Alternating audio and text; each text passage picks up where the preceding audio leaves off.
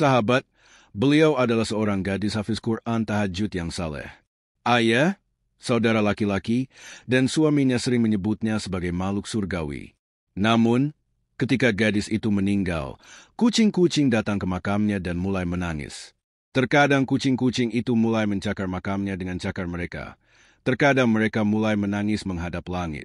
Terkadang mereka mengeluarkan suara-suara aneh. Mengapa kucing-kucing itu datang ke makam gadis hafiz Quran itu dan melakukan hal-hal aneh? Melihat hal ini, orang-orang akan mengatakan bahwa beliau adalah seorang gadis hafiz Quran. Lagi pula, apa hubungannya kucing-kucing ini dengannya? Ketakutan dan kepanikan menyebar di seluruh area. Tak seorang pun dapat memahami apa sebenarnya masalah ini. Apa maksud dari kehadiran kucing-kucing ini di makamnya? Kejahatan apa yang dilakukan gadis itu setelah kematiannya? Sehingga bahkan hewan-hewan pun tak mau memaafkannya, yang terlihat duduk di makamnya dan memohon keadilan. Untuk mengetahui hal ini, Anda harus menonton seluruh video kami hari ini agar jika Anda juga melakukan kejahatan atau kesalahan seperti itu, segeralah bertobat hari ini juga. Kisah ini berasal dari sebuah desa tua di Pakistan. Di desa ini, seorang wanita bernama Zubaidah Begum tinggal bersama putranya, Ajmal. Zubaidah berasal dari keluarga tuan tanah yang sangat besar. Ia jatuh cinta pada salah satu pembantunya. Sebagai hukuman karena menikahinya, Zubaidah diusir dari semua propertinya. Pintu rumah ibunya ditutup untuknya. Ia bahkan tidak pernah menoleh ke belakang dan bertanya tentang mereka lagi. Ia menghabiskan seluruh hidupnya dalam kemiskinan bersama suaminya. Ia tidak pernah mengulurkan tangan kepada ayah dan saudara laki-lakinya. Ia juga tidak pernah mengharapkan apapun dari mereka. Ia sangat bahagia dalam hidupnya. Pusat dari semua perhatian dan harapannya adalah putranya. Ketika putranya tumbuh dewasa, ketika Zubaidah mampu mencari nafkah, suaminya meninggal dunia. Baik ibu maupun anak sangat sedih karena sudah waktunya bagi ayah untuk beristirahat, tetapi ia meninggalkan kami. Ajmal mendapatkan pekerjaan yang sangat baik. Ia memiliki gaji yang cukup untuk memenuhi semua kebutuhan rumah tangga serta memberikan kenyamanan bagi mereka. Suatu hari, Zubaidah mengungkapkan keinginannya kepada Ajmal untuk menjadikan keponakannya menantu. Apa keberatan Ajmal? Ia menyerahkan semua urusan kepada ibunya. Setelah 25 tahun, Zubaidah Begum pulang ke rumah ibunya. Semuanya telah berubah. Sikap, kekasaran, dan kebencian semua orang juga telah berubah drastis. Saudara laki-lakinya telah meninggal dunia. Kakak perempuannya sendirian dan sakit. Sarah adalah putri tunggal mereka yang merupakan pewaris tunggal seluruh harta mereka. Ketika Zubaidah Begum mengulurkan tangannya untuk putranya, kakak perempuannya langsung mengiyakan tanpa berpikir. Maka, Sarah pun hadir dalam kehidupan Ajmal sebagai seorang pengantin. Ia adalah gadis yang sangat baik dan mulia. Ia adalah penghibur di mata ayahnya dan kedamaian di hati ibunya. Ibu Sarah meninggal dunia hanya 1 bulan setelah pernikahannya. Ia akan selalu mengingat ibunya dan menangis. Ajmal sangat mencintai Sarah. Ia adalah wanita yang sangat baik, sabar, dan bersyukur. Ia tidak sombong maupun angkuh. Ia juga berperilaku sangat baik kepada para pelayan. Baru 4 bulan sejak pernikahan mereka, ketika Ajmal dikirim ke negara lain oleh kantornya. Di sana ia harus tinggal selama 1 tahun. Ajmal ingin menolak, tetapi atas bujukan ibunya, ia setuju untuk pergi. Bagaimanapun, ia tidak ingin kehilangan pekerjaan ini. Baru sebulan sejak Ajmal pergi ketika suatu hari ibunya menjatuhkan bom di kepalanya sambil menangis. Sambil menangis ia memberitahu bahwa istrinya telah meninggal dunia. Aku telah menguburkannya sebelum ia datang. Untuk waktu yang lama Ajmal tidak dapat mempercayai telinganya bahwa apa yang didengarnya itu benar. Ia mulai menangis dan berkata, "Ibu, istriku telah meninggal dunia dan kau bahkan tidak memberitahuku tentang ini." Kemudian Zubaidah Begum mulai berkata, "Oh nak, orang yang akan pergi telah pergi. Apa gunanya menyusahkanmu? Bukannya ia akan kembali setelah kedatanganmu." Tetapi hati Ajmal tidak mendapatkan kedamaian sama sekali. Ia harus mengajukan cuti di kantor. Ia menceritakan semuanya kepada atasannya. Ia juga memahami kesedihan Ajmal. Ia juga mencoba menjelaskan kepada Ajmal bahwa apapun yang terjadi telah terjadi. Kau bicara tentang mempertaruhkan pekerjaanmu, tapi tak ada yang berubah. Rasanya dunianya telah dijarah. Ia kembali setelah mempertaruhkan segalanya. Ketika ia berdiri di hadapan ibunya, Zubaida Begum tak percaya untuk waktu yang lama. "Nak, kapan kau datang dan kenapa? Apa perlunya mempertaruhkan pekerjaanmu?" Ajmal memeluk ibunya. Sambil menangis, ia berkata, "Ibu, apa yang terjadi pada Sarah? Bagaimana ia bisa terpisah dariku begitu tiba-tiba? Terakhir kali aku berbicara dengannya, ia sangat bahagia. Ia memberitahuku kabar baik bahwa ia akan menjadi ibu dari anakku. Tapi lalu apa yang terjadi tiba-tiba?" Zubaida Begum terdiam sesaat. Lalu ia berkata, "Nak, apapun yang telah dituliskan Yang Maha Kuasa dalam takdirmu harus diterima dalam keadaan apapun. Sekarang kau tak perlu khawatir tentang apapun. Aku akan membawakan seorang gadis yang bahkan lebih baik darinya untukmu. Kau akan melupakan Sarah." Ketika Ajmal bertanya kepada ibunya tentang makam Sarah, ia kembali gugup. Ibu berkata, "Nak, apa yang akan kau lakukan dengan pergi ke sana? Kau akan gelisah setelah pergi ke sana. Masalahmu akan bertambah. Aku tidak ingin melihat anakku gelisah." Ajmal berkata, "Ibu, aku ingin pergi ke makam istriku. Aku menyesal tidak bisa melihat wajahnya untuk terakhir kalinya.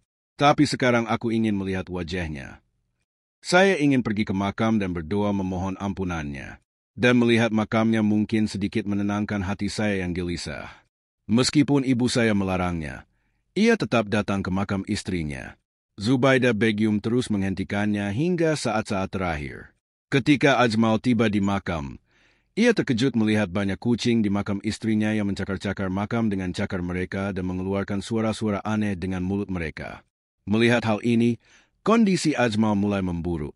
Ia bertanya kepada orang-orang di sekitarnya, "Makam siapa ini?" Ia ingin menghilangkan keraguannya. Orang-orang membenarkan keraguannya bahwa makam ini adalah makam mendiang istrinya yang dibawa dan dimakamkan di makam ini tadi malam. Sejak saat itu, kucing-kucing mulai berdatangan ke makam ini. Ia mencakar-cakar makam dengan cakarnya dan kemudian menangis menghadap langit. Ajmal tidak dapat memahami apapun. Ada apa ini? Istrinya adalah seorang wanita yang sangat saleh yang tidak pernah berbuat dosa. Berapapun waktu yang dihabiskan Ajmal bersama istrinya, ia tak pernah melihat keburukan dalam dirinya. Lalu bagaimana mungkin ia mendapatkan hukuman seberat itu setelah kematian? Saat fajar menyingsing, mataku akan terbuka mendengar suara bacaannya. Tengah malam, ketika aku melihatnya, ia sedang tahajud. Ia melaksanakan sholat Isya tepat waktu. Zikir dan Isya terucap sepanjang hari. Ia begitu saleh, tapi apa yang terjadi padanya? Mengapa demikian? Semua orang yang ada di sana mulai menyentuh telinga mereka dan kemudian mulai memohon ampun. Semua orang mulai berkata, "Sampai hari ini kami belum pernah melihat pemandangan seperti itu dengan mata kepala sendiri bahwa setelah kematian seseorang mendapatkan hukuman seberat itu sehingga ia menjadi teladan bagi orang-orang. Istrimu dulu berpura-pura baik. Tidak ada kebaikan dalam dirinya. Tidak ada kebaikan dalam dirinya. Jika ada kebaikan dalam kastanya, maka hari ini jenazahnya tidak akan mendapatkan hukuman seberat itu." Ajmal berbalik dengan langkah lelah dan melihat ibunya berdiri di sana. Dia berkata, "Nak, itulah sebabnya aku melarangmu datang ke sini. Aku tidak ingin kau tahu kebenaran tentang istrimu. Jika kau melihat semua ini dengan mata kepalamu sendiri, kau akan sangat sedih. Sekarang ikutlah denganku. Aku ingin menceritakan sesuatu tentangnya di rumah. Aku yakin setelah mendengarkan semua ini, kau akan mendapatkan gambaran seperti apa istrimu. Percayalah bahwa dia adalah keponakanku yang sebenarnya. Aku adalah darah dagingku sendiri. Aku menikahinya di rumah ini karena aku menganggapnya sebagai gadis yang baik dan mulia. Kupikir dia akan datang ke rumahku dan membawa cahaya. Namun, dia justru mengubah cahaya rumahku menjadi kegelapan." Zubaida Begum pulang bersama Ajmal. Dia duduk di hadapannya dan mulai menangis. Ajmal berkata, "Ibu, hatiku akan hancur karena duka. Kepalaku sakit memikirkan kejahatan apa yang telah dilakukan istriku, kesalahan apa yang telah dia lakukan, atas dasar apa dia menerima hukuman seperti ini. Ibu juga menjadi saksi atas niat baik dan karakter baiknya." Zubaida Begum menarik napas dalam-dalam. Dia berkata, dia dulu berpura-pura membaca namas. Dia dulu berpura-pura menjadi orang baik, padahal sebenarnya dia adalah seorang penyihir. Dia dulu menghancurkan rumah orang, dulu melakukan perbuatan salah, karena perbuatan jahatnya dia menghancurkan banyak rumah. Dia menghancurkan dan memusnahkan kehidupan banyak orang. Karena perbuatan jahatnya ini, rumahnya sendiri juga hancur. Almarhum ibunya juga dulu melakukan semua ini. Dia telah mempelajari semua perbuatan keji ini dari ibunya. Itulah sebabnya tidak ada seorang pun di rumah ini yang boleh menyebut nama mereka. Apa gunanya kekayaan ini, harta benda ini yang tak memiliki pewaris maupun pengurus? Apa gunanya kekayaan dan harta benda yang tak bermanfaat bagi siapapun, tak mendatangkan kebaikan bagi siapapun? Ajmal tertegun. Ia tak percaya apa yang didengarnya. Ia mengira ibunya salah paham. Sarah tidak seperti itu. Ia tak mungkin berbuat seperti itu. Bagaimana mungkin gadis yang begitu mulia dan polos melakukan kejahatan? Namun, kejadian yang disaksikannya di kuburan itu berdampak buruk bagi pikiran Ajmal. Ia tak mampu melupakan kejadian itu, sekalipun ia ingin. Kejadian yang sama terus terbayang di depan matanya sepanjang malam. Saat ia tidur, ia melihat istrinya menangis dan menjerit dalam mimpinya. Sarah memanggilnya minta tolong. Tolong aku, bawa aku keluar dari sini. Aku sangat kesakitan. Aku akan mati di sini. Bawa aku keluar. Sarah menangis dan terus mengulang-ulang perkataannya. Ia memanggilnya minta tolong. Mata Ajmal terbuka. Ia terduduk tersentak. Napasnya memburu. Ia ingin melupakan mimpinya. Ia ingin menyingkirkannya dari pikirannya. Namun, semakin ia berusaha melupakan mimpinya, semakin mimpi itu menguasai pikirannya. Mimpi itu sangat memengaruhinya. Ia meneguk seluruh isi gelas air dalam sekali tarikan napas. Ia berbaring lagi untuk tidur. Cukup lama. Setelah berganti posisi di tempat tidur, Dewi tidur berbaik hati padanya. Baru beberapa saat ia tidur ketika ia melihat mimpi yang sama lagi. Istrinya memanggil bantuan. Kini ia telah duduk kembali. Kini Majid dilarang untuk tinggal di kamar ini, untuk beristirahat di tempat tidurnya. Kini mustahil baginya untuk melupakan Sarah atau mengabaikan mimpi ini. Ia datang ke kamar ibunya. Ibunya sedang tidur tanpa menyadari apapun. Ajmal keluar rumah tanpa memikirkan apapun. Ia berdiri. Ia menghadap makam istrinya. Keheningan menyelimuti pekuburan. Kegelapan menyelimuti seluruh pekuburan. Gorhan sedang tidur di kamarnya. Ajmal berjalan cepat menuju makam istrinya, lalu mulai menggali kubur dengan kedua tangannya. Ia menangis.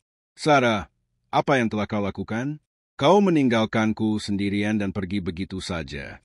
Mengapa kau begitu kejam pada dirimu sendiri? Kau terlibat dalam ilmu hitam. Kau menghancurkan akhiratmu. Lihatlah betapa kesepiannya dirimu setelah kematian. Ia ingin melihat apa yang terjadi pada Sarah di dalam kubur. Pada siang hari, banyak kucing yang duduk di atas kubur dan menangis. Saat itu, suasana di atas kubur pun terasa damai. Tidak ada kucing, kalajengking, serangga, atau laba-laba lainnya. Ajmal segera menggali kubur, lalu ketika ia masuk ke dalam kubur dan melihat wajah istrinya, ia berteriak.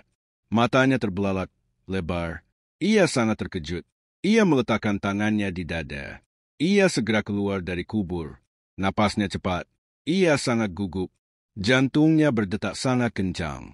Ia merasa jantungnya akan meledak. Semua perkataan ibunya mulai terngiang di telinganya. Istrimu jahat, seorang penyihir. Selain itu, pemandangan yang dilihatnya siang itu juga terputar di depan matanya. Kini ia mengerti apa yang ingin dikatakan kucing-kucing ini. Apa yang ingin mereka katakan kepadanya? Sudah berapa lama ia terbaring tak sadarkan diri di sana, lalu ketika ia sadar kembali, pikirannya sibuk memikirkan sesuatu dengan cepat. Ia segera menutup makam itu. Kini ia pulang dan langsung menuju kamarnya. Setelah mandi, ia membaringkan diri di tempat tidur untuk berdoa dan menundukkan kepalanya di hadapan Allah, lalu mulai menangis dan memohon pertolongan kepada Allah. Ya Allah, aku tersesat di jalan. Tolonglah aku. Bawalah aku ke tujuanku. Tunjukkanlah kepadaku kebenaran. Aku tak mampu memahami apapun. Mana yang benar dan mana yang dusta. Ya Allah, hanya Engkau yang dapat menolongku, yang dapat menunjukkan kepadaku kebenaran. Keesokan harinya ketika Ajmal bertanya kepada ibunya tentang Sarah, ibunya kembali menghitung daftar panjang perbuatan buruk Sarah. Nak, mengapa engkau tidak melupakannya?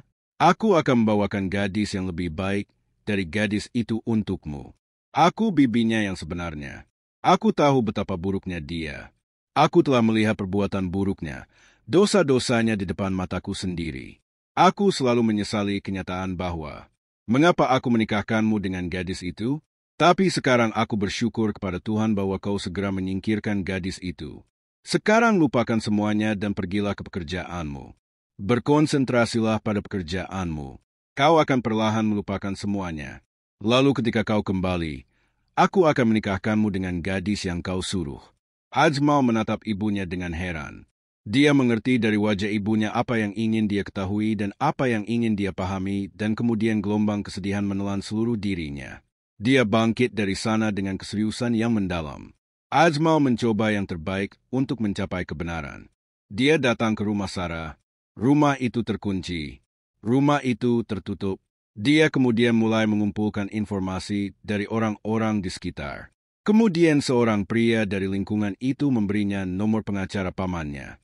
Ajmal berbicara dengan pengacara itu, tetapi Ajmal juga tidak bisa mendapatkan informasi spesifik dari pengacara itu. Kemudian dia kembali ke rumah. Dia sekarang mengawasi setiap gerakan ibunya. Kemana dia pergi? Apa yang dia lakukan? Ajmal menyadari segalanya. Zubaydah Begum tidak tahu bahwa ia telah menaruh curiga di mata putranya sendiri. Putranya berpikir lain tentang dirinya. Baru beberapa hari setelah kematian Sarah, Zubaydah Begum mulai mencari gadis untuk Ajmal lagi. Ajmal menghentikan ibunya.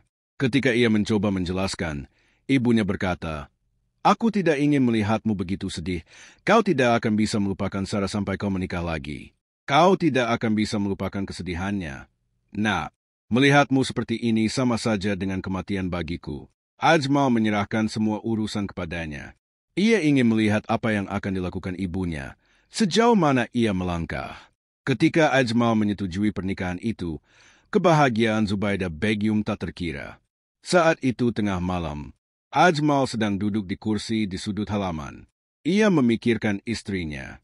Ketika ia melihat ibunya keluar dari kamar, ibunya keluar dari pintu sambil melihat sekeliling dengan mata waspada. Kini telinga Ajmal menajam. Ia segera bangkit dari tempatnya. Dia juga keluar rumah setelah membuka pintu. Ajmal mengikuti ibunya.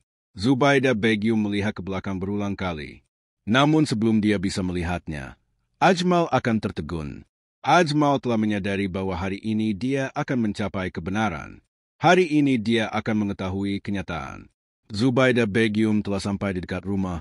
Sarah sambil berjalan. Keraguan Ajmal berubah menjadi keyakinan. Kondisinya menjadi sangat buruk karena penderitaannya. Hatinya meneteskan air mata. Dia berdoa dalam hatinya bahwa apapun yang dia pikirkan itu salah. Dia seharusnya tidak harus menghadapi kenyataan pahit seperti itu. Zubaydah Begum membuka pintu dan kemudian setelah menguncinya, dari dalam dia mulai melangkah maju di rumah besar itu. Ajmal berpikir sejenak, dan kemudian dia melompati tembok dan pergi ke depan. Ia segera masuk ke dalam rumah besar itu. Ibunya kini telah sampai di kamar rumah besar itu. Ajmal juga mengikutinya sampai di sana. Kemudian ia melihat ibunya masuk ke kamar dan menyingkirkan karpet dari lantai, dan sebuah ruang bawah tanah terlihat di sana. Zubaydah Begum ia membuka kunci pintu ruang bawah tanah, lalu mulai turun. Ajmal tertegun. Ini sama sekali tidak terbayangkan. Ia telah datang ke rumah besar ini berkali-kali setelah menikah. Ia belum pernah melihat ruang bawah tanah ini.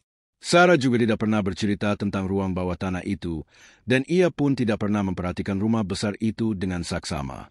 Namun kini, ketika ia melihat ibunya membuka ruang bawah tanah dan menuruni tangga, ia pun mulai mengikuti ibunya. Jantungnya berdebar kencang. Ia tahu apa yang akan dilihatnya, dan pemandangan yang akan datang di hadapannya tak mudah ia tanggung. Ketika ia perlahan-lahan sampai di ruang bawah tanah, menuruni tangga, pemandangan yang dilihatnya langsung merenggut tanah dari bawah kakinya.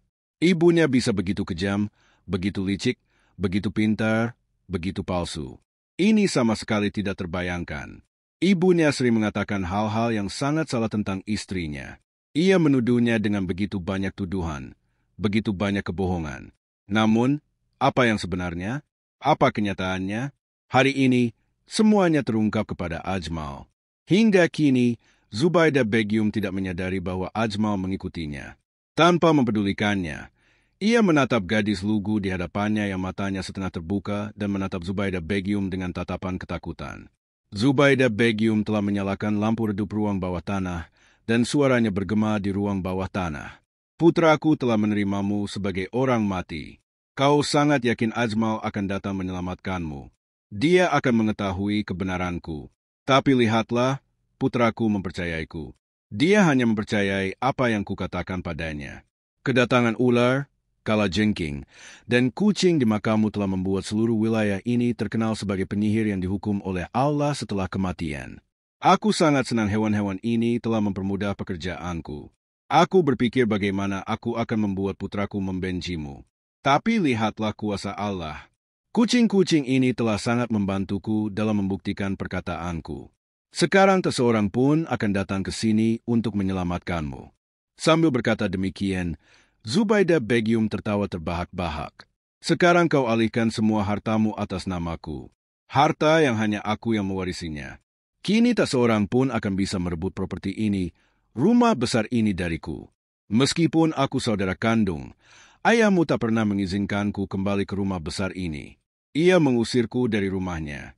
Aku telah jatuh cinta. Aku tak melakukan kejahatan apapun. Menikah bukanlah kejahatan.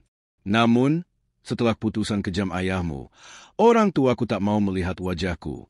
Maka aku terus berkelana dari pintu ke pintu. Aku, yang menghabiskan seluruh hidupku memerintah para pelayan, kini mulai hidup seperti pelayan di hadapan orang lain.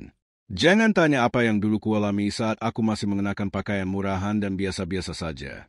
Hatiku dulu menangis darah dan semua ini gara-gara ayahmu. Ini semua terjadi karenamu. Sekarang diam-diam kau tanda tangani surat ini dan serahkan semua hartamu atas namaku. Hanya dengan begitu aku akan mengampuni nyawamu. Aku akan mengirimmu jauh dari sini bersama anakmu yang malang itu. Begitu jauhnya sehingga bayangan gelapmu takkan pernah menimpa anakku lagi dan anakku telah menerimamu sebagai orang mati. Dia takkan pernah mencoba mencarimu. Mendengar perkataan ibu mertuanya, Fufi, air mata mulai mengalir dari mata Sarah. Jangan terlalu kejam padaku. Fufi, apapun yang terjadi padamu bukanlah salahku. Jika orang tuaku pernah berlaku kejam padamu, maka aku tidak bertanggung jawab. Tapi kau pasti akan bertanggung jawab di hadapan Allah atas apa yang kau lakukan padaku. Aku akan menjadi ibu dari anak putramu. Tapi bahkan dalam kondisi seperti ini, kau begitu kejam padaku. Kau telah memenjarakanku di sini. Aku yakin suamiku pasti akan mengetahui kebenaranku dan dia pasti akan datang ke sini untuk menyelamatkanku. Aku memiliki keyakinan penuh pada keberadaan Allah. Allah tidak pernah meninggalkan hambanya sendirian dalam kesulitan. Allahku juga tidak akan pernah meninggalkanku sendirian. Aku pasti akan pergi dari sini. Sarah baru saja mengatakan ini ketika Zubaydah Begum mulai tertawa terbahak-bahak. Kau boleh pergi dari sini hanya jika kau menyerahkan properti ini atas namaku. Kalau tidak, kalajengking dan kucing yang ada di makammu sudah memberitahu semua orang bahwa kau sudah mati dan kau akan menerima hukuman yang menyakitkan di kubur setelah kematian. Sambil mengatakan ini, ia mulai tertawa terbahak-bahak. Ketika tawanya tiba-tiba berhenti, Ajmal mulai berkata, Amma, keberadaan ular dan kalajengking di makam ini gagal mengungkapkan bahwa istriku bersalah. Sebaliknya, aku telah mencapai kebenaran karena kucing-kucing ini. Dan sekarang, berdiri di hadapanmu, aku bertanya kepadamu, mengapa kau melakukan semua ini? Pengkhianatan yang begitu besar, kebohongan yang begitu besar. Kau terus menuduh istriku dengan berbagai macam cara untuk membuatku merasa buruk. Tentangnya, kau menyebutnya orang jahat, penyihir yang bersalah, entah apa lagi. Kau bahkan tidak menyangka dia akan menjadi ibu dari anakku. Dia keponakanmu yang sebenarnya. Dia darah dagingmu. Dia anak saudaramu. Aku setuju bahwa saudaramu telah berbuat salah padamu. Dia membencimu. Dia telah berbuat tidak adil padamu. Tapi apa yang kau lakukan sama sekali tidak benar. Kau tahu betapa sakitnya aku karena perilakumu, kata-katamu. Aku tidak akan pernah memaafkanmu. Ami, kau telah banyak menyakitiku. Kau telah menghancurkan kepercayaanku. Kau telah membuatku tak mampu menunjukkan wajahku kepada siapapun. Kebohongan yang begitu besar, pengkhianatan yang begitu besar. Ajmal bergegas menghampiri Sarah. Ia segera melepaskan ikatan tangan dan kaki Sarah, lalu mengangkatnya dan keluar dari ruang bawah tanah. Sementara Zubaydah Begum duduk di lantai. Permainannya telah berbalik. Taruhannya telah meleset. Semua ini juga bisa terjadi. Ia telah bermimpi. Saya juga tidak memikirkannya. Mereka telah merencanakan segalanya. Mereka telah merencanakan dengan sangat sukses. Semuanya terjadi sesuai keinginan mereka. Tapi lalu bagaimana semua ini terjadi? Bagaimana Ajmal mengetahui kebenarannya? Bagaimana dia menghubungi Sarah? Mereka sangat berhati-hati. Mereka tidak membiarkan Ajmal mencurigai mereka dengan cara apapun. Tapi tetap saja permainan mereka berakhir. Dia jatuh di mata putranya sendiri. Dia menangis dan malu berpikir bahwa sekarang dia akan dapat melihat rasa hormat itu di mata putranya lagi. Ketika Ajmal membawa Sarah ke rumah sakit, dia pingsan di jalan. Dokter segera membawanya ke gawat darurat. Dia mengatakan bahwa kondisi istri Anda sangat buruk. Dalam kondisi ini, dia butuh istirahat. Tapi Anda tidak merawatnya. Sepertinya dia tidak makan dengan benar selama berhari-hari. Dia menjadi sangat lemah. Dia membutuhkan banyak perawatan. Selama Sarah berada dalam gawat darurat, Ajmal gelisah berkeliaran di sana-sini. Dia berdoa kepada Allah untuk kesejahteraan istri dan anaknya. Kemudian ketika dokter mengatakan kepadanya bahwa istri dan anaknya keluar dari bahaya, Ajmal menghela napas lega. Ketika dia datang ke Sarah, dia mulai menangis setelah melihatnya. Dia berkata bahwa ibumu telah banyak menyiksaku. Dia telah melakukan banyak ketidakadilan kepadaku. Apa kerugian yang telah kulakukan padanya? Ajmal mengatakan bahwa kamu tidak akan pernah membicarakan ini lagi. Lupakan masa lalumu. Aku setuju. Ibumu telah melakukan banyak kesalahan kepadamu. Dia telah melakukan banyak ketidakadilan. Aku meminta maaf kepadamu atas namanya. Aku akan mencoba untuk mengganti semua ketidakadilanmu. Aku akan melakukan segalanya untukmu yang akan membuatmu bahagia. Maafkan saja ibuku dan aku tidak akan pernah membawamu ke rumah ini. Ibuku membencimu. Dia juga membenci ayahmu. Dia dapat mengambil langkah ekstrim lagi dalam kebencian ini. Aku tidak ingin mengambil risiko apapun sekarang. Sarah telah mengambil keputusan setelah beberapa pemikiran dan kemudian keesokan harinya, dia menyerahkan beberapa kertas kepada suaminya. Dia berkata, "Tolong berikan ini kepada ibumu." Ajmal membukanya dan melihat bahwa itu adalah surat-surat properti yang telah dialihkan Sarah atas nama ibunya. Senyum tersungging di bibir Ajmal. Ia menghampiri ibunya dan memberikan kertas-kertas ini, lalu berkata, "Selamat untukmu. Kau telah berhasil mencapai tujuanmu. Kau menginginkan kekayaan ini, properti ini, tanah ini, rumah ini, yang demi itu kau mempertaruhkan nyawa istriku. Kau mencoba menjauhkannya dariku selamanya. Namun, dengan kuasa Allah, ia mengungkapkan kebenaran kepadaku. Malam itu aku bermimpi 2 kali. Istriku memanggilku untuk meminta bantuan. Lalu aku pergi ke kuburan. Berpikir mungkin istriku sedang disiksa. Aku harus berdoa untuknya. Dalam keadaan terharu, aku mulai menggali kuburnya. Lalu aku melihat, alih-alih istriku, ada boneka kain yang terbungkus kain kafan di dalam kuburan ini. Kemudian aku mengerti bahwa kau pasti telah melakukan semua ini. Tapi mengapa kau melakukan ini? Aku tidak tahu ini. Tapi sekarang aku mengerti bahwa kau mencintai kekayaan. Kau hanya menginginkan kekayaan dan kau telah mendapatkan kekayaan ini.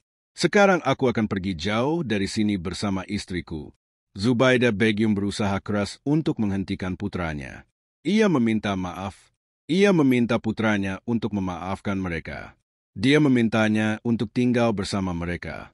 Namun Ajmal tidak mendengarkannya. Dia pergi ke negara lain bersama istrinya. Zubaydah Begum sekarang mulai tinggal di rumah besar yang sama di mana ada para pelayan. Di mana kemegahan rumah besar itu telah kembali lagi. Namun di mana-mana ada kehancuran dan kegelisahan. Hatinya menjadi gelisah. Dia akan menangis dan memanggil putranya. Ketika dia berbicara dengan Ajmal, dia akan mengatakan bahwa aku akan segera datang untuk menemuimu. Lagi pula kau tidak terikat pada kebahagiaanku. Kau telah mendapatkan apa yang kau inginkan. Sekarang Zubaydah Begum berkeliaran sendirian di rumah besar ini. Ajmal terkadang datang kepada mereka. Dia tinggal bersama mereka selama beberapa hari dan kemudian kembali ke istri dan putrinya. Zubaydah, Sekarang dia menunggu putra dan cucunya di rumah besar ini. Teman-teman terkasih, Anda telah melihat betapa rendahnya orang-orang jatuh karena keserakahan akan kekayaan. Oleh karena itu, sebelum melakukan tindakan rendah seperti itu dalam hidup Anda, ingatlah bahwa Allah Pak mengawasi segalanya. Teman-teman, jika Anda telah memetik hikmah dari kejadian ini, pertama-tama Anda harus membagikan video ini kepada keluarga, teman, dan kerabat Anda karena mereka juga akan memetik hikmahnya. Dan jangan lupa tulis astagfirullah di kolom komentar. Terima kasih.